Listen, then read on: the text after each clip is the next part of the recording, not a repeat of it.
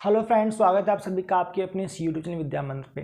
दोस्तों, जैसे कि आप सभी जानते हैं कि बिहार विधानसभा का चुनाव खत्म हो चुका है और इस बीच नई सरकार बनने जा रही है। साथ ही हमारी बहाली प्रक्रिया विगत 1.5 साल से लंबित है, जिसको लेकर अभ्यर्थी काफ़ी परेशान है और अब उनको उम्मीद है कि नई सरकार बनने के बाद उनकी बहाली प्रक्रिया में तेजी आएगी, साथ ही साथ बहुत जल्द उनको नियुक्ति पत्र मिलेगा। खैर, इस बीच कई सारे पेज फंसे हुए हैं। जैसा कि आपको पता है कि दिसंबर सीटेट केस एक बहुत ही गंभीर केस हम सभी के लिए चुनौती के रूप में, जिससे निपटना बहुत जरूरी है और इसके लिए कोर टीम जी जान से मेहनत कर रही है और अपनी पूरी ताकत झोंक दी है कि दिसंबर सीटेट एटलीस्ट इस बहाली में ना आए, जिसकी सुनवाई बहुत जल्द हो सकती है या फिर विलंब थोड़ा सा हो सकता है, लेकिन जब भी होगी इसमें दिसंबर सीटेट ना आए, इसके लिए कोर टीम जी तोड़ मेहनत करने के साथ ही बहुत ही ज़्यादा मेहनत अपने स्तर से कर रही है और सारी ताकत इसमें झोंक दी है, जिसका परिणाम को बहुत जल्द देखने को मिलेगा। दोस्तों, आज हमारे सामने एक टॉपिक है कि बिहार शिक्षक बहाली, इसकी आगामी रणनीति स्ट्रैटेजी क्या हो। चुनाव खत्म हो चुकी है, प्राथमिकता का जजमेंट आ चुका है, 1 दिसंबर केस पेंडिंग है, तो यहाँ से हमारी क्या रणनीति होनी चाहिए बहाली को लेकर सभी पक्षों को, चाहे वो बीएड हो, डीएलएड हो, एनआईएस डीएलएड हो, सभी के लिए। तो यहाँ पे कुछ पॉइंट्स लिखे हैं जिसको आप लास्ट तक देखिएगा, तब आपको सारी बातें समझ में आएंगी, जिसको मैं आपको बताऊंगा। तो आप चलिए आज की इस वीडियो को हम शुरू करते हैं। सबसे पहले आप यहाँ पर देखेंगे चुनाव खत्म, आगे क्या सरकार बहाली करेगी या करेगी दरी। दोस्तों, चुनाव खत्म हो गया, बिहार में बहुत ही कांटे की टक्कर के साथ चुनाव हुआ और काफ़ी दिलचस्प चुनाव रहा बिहार विधानसभा का, जिसका कल काउंटिंग के साथ साथ एनडीए को पूर्ण बहुमत मिल गया। इसके साथ ही एनडीए सरकार बनाने जा रही है। तो इस बीच कई साथी ने बहुत ही प्रयास किया अपनी आवाज़ को उठाने के लिए सोशल मीडिया के माध्यम से शिक्षक बहाली का, उनकी तारीफ करते। लेकिन अब इस बात का ध्यान रखिए कि अब हम सभी को सिर्फ उसी बहाली की बात करनी है और बहाली के पक्ष में ही सबको एक साथ आगे आना है, क्योंकि हमारा एकमात्र लक्ष्य है बिहार शिक्षक बहाली पूरी करवाना। तो सवाल है, जो नई सरकार बनेगी क्या ये बहाली करेगी या करेगी देरी। दोस्तों, इस बहाली में सबसे बड़ा विलंब सिर्फ और सिर्फ केस की वजह से हुआ है। आपको पता होना चाहिए, अगर दिसंबर सीटेट केस नहीं होता या प्राथमिकता केस नहीं होता तो इतना लेट इस बहाली में नहीं हुआ रहता, क्योंकि इन्हीं सब केस की वजह से इतना विलंब हुआ इस बहाली के अंदर, जिससे कि प्रक्रिया यहाँ तक पहुँच चुकी है। अदरवाइज आप 31 अगस्त तक अपने स्कूल में ज्वाइन कर लिए होते। 10 महीने से स्टे लगा हुआ है दिसंबर केस की वजह से, जिसकी वजह से आज हमारी प्रक्रिया यहाँ अटकी पड़ी है और चुनाव भी एक बीच में से निकल है, यानी चुनाव भी बीत गया, बहाली अभी तक अधर में है। तो ऐसे में सवाल है, क्या नई सरकार बहाली करेगी। तो यहाँ मैं आपको दावे के साथ कह सकता हूँ कि नई सरकार की बहाली 101% करेगी, बशर्ते सीटेट दिसंबर का मामला खत्म हो। तो इसके लिए हम सभी मिलकर काम करें। जैसे कि मैंने आपको पहले बताया, कोर टीम बहुत ज़्यादा मेहनत कर रही है। तो ये मन से भ्रम निकाल दे कि बहाली नहीं होगी, रद्द होगी। तो ये मन से भ्रम तो बिल्कुल निकाल दे कि बहाली रद्द होगी, बिल्कुल नहीं होगी। बहाली 101% होगी और लेट भी नहीं होगी, बहुत जल्द होगी। इसलिए कुछ पॉइंट्स मैंने यहाँ पे लिखे हुए हैं।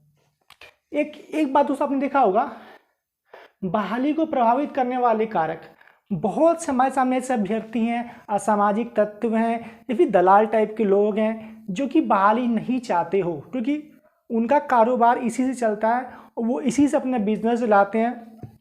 अवैध चंदा उगाही करते हैं, अभ्यर्थी को भड़काते हैं, चंदा तहसील के उसका हिसाब नहीं देते। कई सारे मुद्दे हैं जो अभ्यर्थी ये करते आ रहे हैं जब से हमारे नियोजन शुरू हुआ है, हमने कई को देखा हुआ है। तो ऐसे में कुछ बहाली को प्रभावित करने वाले कारक है, वो कौन कौन से आप यहाँ पे देखेंगे। पहला, केस गैंग। इनमें वैसे लोग शामिल हैं कि बस कोई मुद्दा इनको चाहिए केस करने का, मुद्दा चुनेंगे, अभ्यर्थी को बरगलाएंगे, ऑडियो वीडियो या व्हाट्सएप मैसेज के थ्रू, फ़ोन करके, जो भी माध्यम हो, फेसबुक के थ्रू उनसे चंदा उगाही करेंगे। बहुत से अभ्यर्थी इसने चंदा उगाही की भी है, लाख की है, 5 लाख की है और बहुत ने इसको घोटाला भी कर लिया है। तो एक गैंग आता है चंदा उगाही गैंग, केस गैंग, जो केस करना जानती है, क्योंकि इनका उद्देश्य बहाली से मतलब नहीं है, सिर्फ पैसा जेब में है, पैसा जेब में, मनी से इनके पॉकेट गर्म हो, बस इनका यही उद्देश्य है। तो इस केस गैंग का हम सबका विरोध करना होगा, जो केस गैंग इस बहाली पे करने वाले, क्योंकि हम लोग किसी केस का समर्थन नहीं करते, चाहे किसी प्रकार का केस हो, सिर्फ हमें बहाली से मतलब है और जो चीज़ विभागीय स्तर पे हो सकती है उसके हम केस क्यों करें, और वैसे भी केस का हम विरोध सख्त करते हैं। तो ये केस गैंग है। अगला, चंदा उगाही गैंग। ये ऐसे लोग हैं कि इनका पेशा है, ये चाहते कि कोई मुद्दा सामने हो, और चंदा उगाही किया जा सके। बच्चों को बहुत भरमाते हैं, उनको अपने झांसे में लाने के लिए कई तरह के प्रपंच रचते हैं, षड्यंत्र रचते हैं कि हमारे पास तो आए, फोन के माध्यम से और बरगलाते हैं। तो ऐसे में एक चंदा उगाही गैंग हमारे सामने बहुत बड़ा, जो कि शिक्षक बहाली से कम उनका बहुत बड़ा कारोबार चलता है इस बहाली के ऊपर। तो ऐसे लोग भी शामिल, चंदा उगाही है, केस गैंग है। अगला देखेंगे 50 से 55% मेधा ग्रुप गैंग। ये ग्रुप ऐसे हैं, चाहे डीएलएड हो, बीएड हो, जो भी हो, जिनका मेगा इतना आता है वो नहीं चाहते बहाली हो, क्योंकि इनको स्पष्ट दिखता है कि मेरी नौकरी तो उसमें हो ही नहीं रही है, इसमें तो बिल्कुल मैं दूर तक नौकरी नहीं ले पा रहा हूँ, जब उनका मन का भ्रम है। तो ऐसे लोग भी नहीं चाहते बहाली हो। ऐसे लोग आपके व्हाट्सएप ग्रुप में छुपे हुए होते हैं, ऐसे लोग आपके फेसबुक पेज पे छुपे हुए होते हैं, और ऐसे लोग आपको फोन करके बरगलाते हैं जिससे कि बहाली ना हो, आपको भरमाते हैं। ये भी ग्रुप है। और एक चौथा ग्रुप है फूट डालो राज करो, जो कि अंग्रेजों की नीति थी। ये अक्सर दिसंबर सीटेट अभ्यर्थी करते हैं। ये अभ्यर्थी डीएलएड बनकर या बीएड बनकर या एनआईएस बनकर आपके ग्रुप में घुसे होते हैं और ऐसे से उकसाते हैं सोशल मीडिया के प्लेटफॉर्म पे आपको, कि आपको लगता है ये तो वाकई सर्च करे। सपोज कोई कहकर नहीं, डीएड हमारा अधिकार है, जब तक प्राथमिकता नहीं तब तक बहाली नहीं, चाहे प्राथमिकता मिले या बहाली रद्द हो। तो ऐसे वो लोग हैं जो कि दिसंबर सीट अभ्यर्थी, क्योंकि उनको लगता है कि बहाली में प्रपंच फंसेगा, जितना उलझेगा, जितना मैटर लंबा खींचेगा, उतना हमको फायदा होगा, हमारी संख्या बल और बढ़ती जाएगी। आज हम दिसंबर सीट है, कल को जुलाई 2020 सीट हमारे साथ ही खड़ा होगा। तो ऐसे में ये लोग फूट डालो राज करो नीति चलाते हैं, वो डीएड के रूप में या बीएड के रूप में फेसबुक, व्हाट्सएप, ट्विटर में घुसे रहते हैं। ऐसे कमेंट करेंगे, आपको ये पोस्ट करेंगे। तो मैं एडमिन से एक बात कहना चाहता हूँ कि ऐसे पोस्ट को आप अप्रूव ना करें और ऐसे लोगों को चिन्हित करके ब्लॉक मारे या व्हाट्सएप ग्रुप से रिमूव करें कि ये लोग दिसंबर के अभ्यर्थी हैं जो कि इस लड़ाई में को आग में घी डालने काम करते हैं। हालांकि इनको सफलता बिल्कुल नहीं मिलने जा रही है, ये इस बात को आपको आश्वस्त करता हूं। तो ये सारे गैंग है जो हमारी बहाली प्रक्रिया को प्रभावित करते हैं। इनसे हम सभी को मिलकर लड़ना होगा। जो बहाली चाहते हैं तो उनको एक साथ आगे आना होगा। अगर आप यहां देखेंगे, केस गैंग का बहिष्कार हो, उन्हें चंदा ना दे और ना किसी को देने दे। बिल्कुल सही बात है, ना इनको पैसा देना है ना किसी को देने देना है। अगर चंदा उगाही गैंग को अपना कारोबार करना है, लाखों की वसूली करना है, पिछला हिसाब नहीं देना है। तो चंदा उगाही गैंग भाई कारोबार चलाना है, उनको अपना बिजनेस चलाना है, हिसाब ले लिया, पैसा कमा लिया 2, 3, 4, 5 लाख, हिसाब मांगो तो मुंह फुला लेंगे, हिसाब नहीं देंगे, या 19 का 20 मतलब देंगे, खर्च करेंगे कुछ और बताएंगे कुछ और। तो ऐसे लोग एक्टिव से इस बहाली से इनका कारोबार चलता है। तो इनका ये प्रपंच पैसे कमाना। अगला आप देखेंगे 50% जो नहीं चाहते कि बहाली हो, अधिकांश अभ्यर्थी 2011 जिन्होंने अपने स्वार्थ के लिए डाइट पीटीसी केस, बीटेड प्राथमिकता केस, 2011 वरीयता केस, सीटेट को बाहर करो केस, न जाने कितने केस किए हैं। ये ऐसे लोग हैं जिनका मेगा 50 से लेकर 55% के बीच बनता है। इन्होंने अपनी कई किस्मत आजमा ली 2-3 बहाली में, इनको कुछ नसीब नहीं हुआ। तो ये लोग चाहते कि हमारी संख्या बढ़े और ये नहीं चाहते लाखों भी तो रोजगार मिले। तो ऐसे लोग अपने स्वार्थ के लिए डाइट पीटीसी इनको सरकारी कॉलेज से प्रशिक्षण किया, उनको सबसे पहले नौकरी दे दो। क्या पैमाना, जैसे को इंग्लैंड के ऑक्सफोर्ड, कैम्ब्रिज से पढ़ के आए हैं, हद है। बाकी सब लोग तो कुछ घास घड़ के आए हैं। अगला बीटेड प्राथमिकता केस, जिन्होंने बीटेड पास किया उनको पहले लो। भैया रूल्स नियम की कोई नाम की चीज़ भी होती है। हमारी नियमावली में बीटेड सीटेड दोनों को बराबर किया गया है और सबसे अच्छी बात है कि 2020 से भी इनको स्थान सीटेड को दिया गया। तो बीटेड को प्राथमिकता क्यों मिले? ऐसा ये प्रावधान है कि बीटेड को प्राथमिकता मिले। हालांकि ये 2 केस सिंगल बेंच और डबल एस में ये केस खारिज हो चुका है, इससे कुछ मिलने वाला भी नहीं है। अगर आप देखेंगे 2011 वरीयता केस, और ये जो है कुछ अभ्यर्थी कहने कि मैं 2011 में पास कर लिया सबसे पहले, तो हमको सबसे पहले कर दो। तो भैया जो 11 के बाद टीटी पास किया है, तो क्या उनके अधिकार का हनन नहीं करते? क्या उनके संवैधानिक मौलिक अधिकार का हनन नहीं होता कि आपने पहले पास, आपको पहले क्यों ले लें? आप भी कंपटीशन में जिसका मेगा आएगा वो नौकरी लेगा। इससे पहले बात की कहाँ बात आती है? तो ये लोग बेसिकली डाइट पीटीसी में भी इन्वॉल्व है और यही लोग डबल बेंच चिल्लाते हैं, ट्रिपल बेंच, इन तमाम मुद्दों पे केस करवाते हैं। मतलब एक जयचंद की भूमिका बिल्कुल निभाते हैं और ऐसे लोगों की वजह से ही प्राथमिकता केस कमजोर पड़ा इनका। अगला देखेंगे सीटेट को बाहर करो केस। तो ये सारे केस ये लोग करवाते हैं जिनका मेगा 50 से लेकर 55% होता है, ये ऐसे केस करवाते कि मेरा कहीं तो मामला फीट बैठ जाए। भैया सवाल है, अगर आपका 50% मेगा बनता है तो क्या आपका मेगा, आप सोचते हैं कि बहाली 2 साल बाद हो, तो क्या 2 साल आपका मेगा बढ़ के 80% हो जाएगा? आपका मेगा उतना ही तो रहेगा, 55 ही ना। बल्कि 2 साल बाद ये होगा कि जो नए अभ्यर्थी आएंगे उनका मेगा आपकी मेगा से बहुत ज़्यादा होगा। आपकी अभी जो भी संभावना है सिलेक्शन की, वो 2 साल बाद बिल्कुल नहीं होगी। मतलब ये कि बाद के अभ्यर्थी की मेगा बहुत ज़्यादा होता है बजाय अब के। तो ऐसे में आप उनके सामने टिक नहीं पाओगे। अगर आप इस बारी नौकरी नहीं ले पाए 50-55 वालों, तो फिर अगली बार आपको कुछ नहीं मिलने जा रहा, क्योंकि वहाँ पे आपको सीधा 80-85 वालों से टक्कर लेना है, जो कि आपके लिए अच्छा नहीं होगा। तो ऐसे में आप भी संभल जाओ, बहाली के लिए होने दो, आप लाखों अभ्यर्थी भविष्य बर्बाद ना करो। अगला देखना है ये लोग, और इनका एक चीज़ है, इनका अगर आप रिकॉर्ड देखेंगे तो इनका रिकॉर्ड अधिकांश केस में आता है। आप ऐसे अभ्यर्थियों की एक चीज़ देखेंगे जो केस अक्सर करते हैं, उनका आप मेगा सूची निकाल के देख लीजिए या पिछले ट्रैक निकाल के देख लीजिए। पक्का ही तो नहीं इन्होंने किसी मैटर पे चंदा उगाही किया होगा या केस किया होगा, या फिर इनका मेगा सूची वाकई बहुत कम है। ये 3-4 पहचान है, केस गैंग और चंदा उगाही गैंग की, आपको साफ साफ दिख जाएगा जो केस करने जाते हैं। इनकी ये कुछ लक्षण है जो आप आसानी से पहचान जाएंगे कि बहाली होने देना नहीं चाहते हैं। और कुछ दिसंबर, ये फूट डालो, आज मैं बताया आपको मैंने कि दिसंबर अभ्यर्थी घुस जाते ग्रुप के अंदर और भड़काते, उल्टा पुल्टा बयान डीएड को लड़वाते। तो ऐसे में व्हाट्सएप एडमिन को और फेसबुक एडमिन को, जो भी है ऐसा देखो, ब्लॉक करे, इनका पोस्ट अप्रूव ही ना करे, और उल्टा पुल्टा कमेंट ग्रुप में करे तो सीधा ग्रुप से रिमूव करे।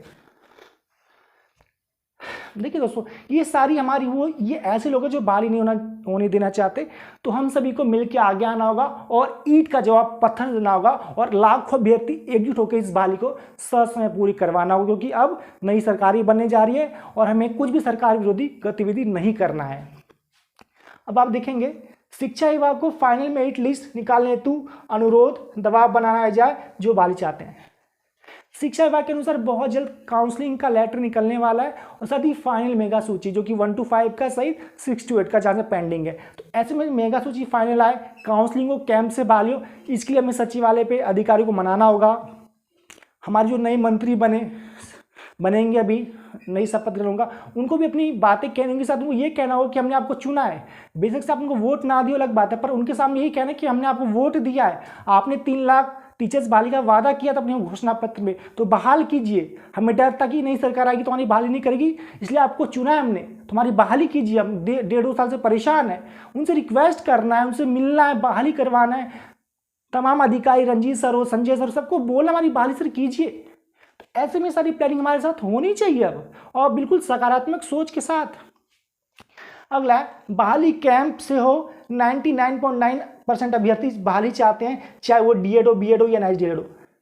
दोस्तों मैं एक बात कहना चाहूँगा कि 99.9% अभ्यर्थी बहाली चाहते हैं, सिर्फ 0.01% अभ्यर्थी ऐसे हैं, ये इस ग्रुप के हैं और ये इस ग्रुप के हैं, ये चारों ग्रुप के, जो बहाली नहीं चाहते हैं। तो सवाल है, क्या इन लोगों के चलते हम 1 लाख बच्चों का भविष्य बर्बाद होने दें?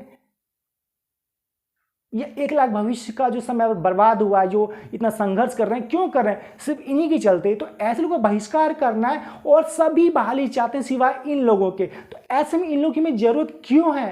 ये लोग नहीं चाहते बहाली हो, और आपको लगता है आपकी नौकरी नहीं हो रही है वास्तव में, आप अपना अलग कोई कारोबार कर लो, कुछ और देख लो, आप इसको व्यवसाय बना के, और बच्चों भविष्य बर्बाद तो कम से कम ना करो।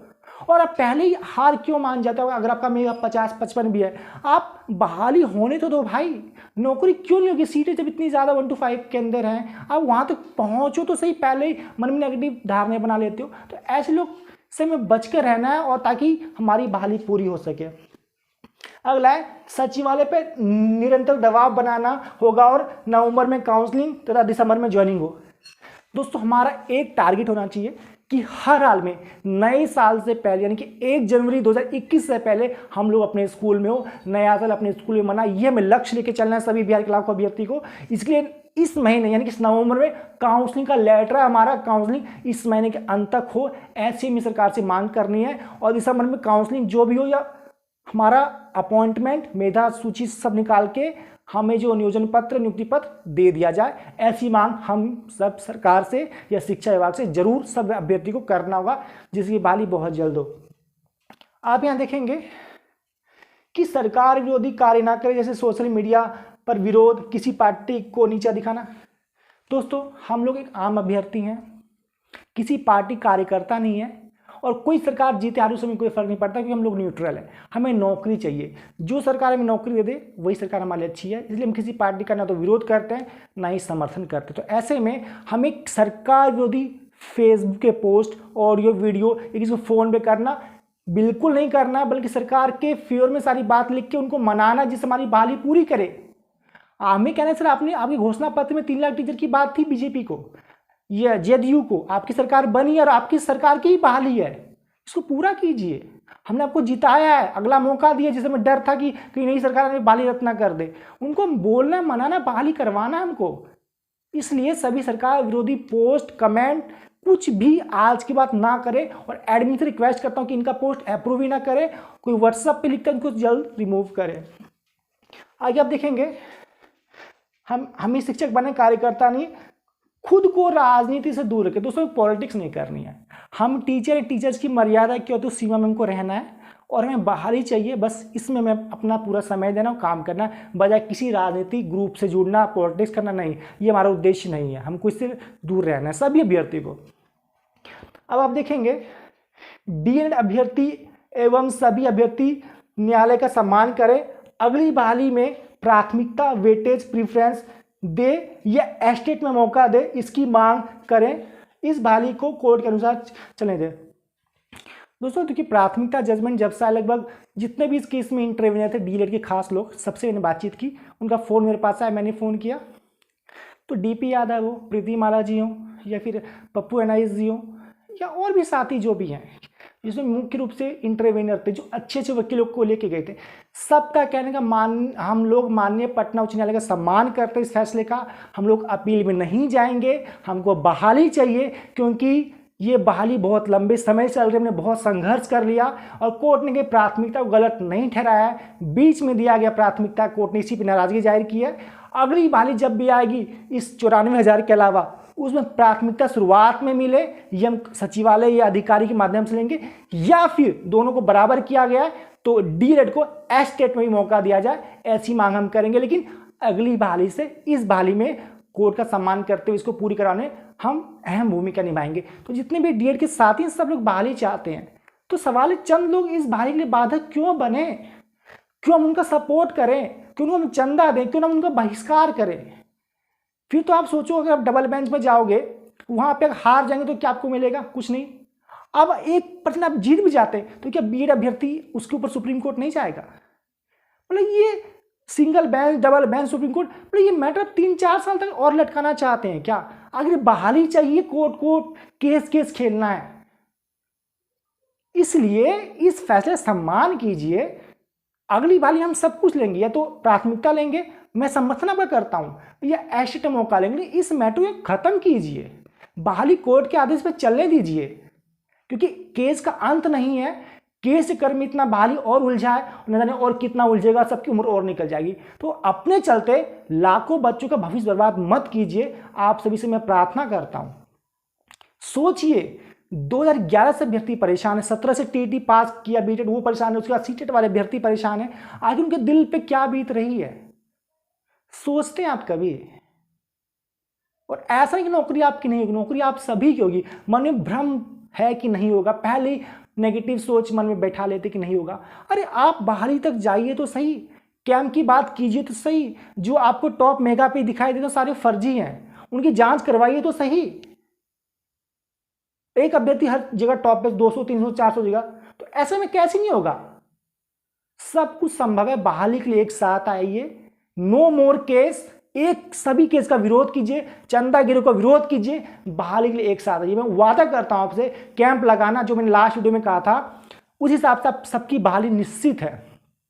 बस तो सबको एक साथ आना होगा, हमें सरकार को मनाना होगा, सचिवालय में अधिकारी से मिलना होगा, और जल्द ही जो भी हमारे शिक्षा मंत्री बने, और सीएम तो नीतीश कुमार बनने की प्रबल संभावना है, और बहुत रेयर चांस है कि कोई नया चेहरा सीएम हो। हालांकि जो भी बने, हमको बहाली से मतलब है, ना कि सीएम के चेहरे से, ना शिक्षा मंत्री से। जो बने उनसे मैं अपना काम करवाना है, उनसे हाथ पैर जोड़ के हमारी बहाली पूरी सर करवा दीजिए। हमने आपको वोट दिया, आपको सपोर्ट किया, एनडीए के लिए काम किया, हमारी नौकरी आप दे दीजिए, बहुत संघर्ष किया है।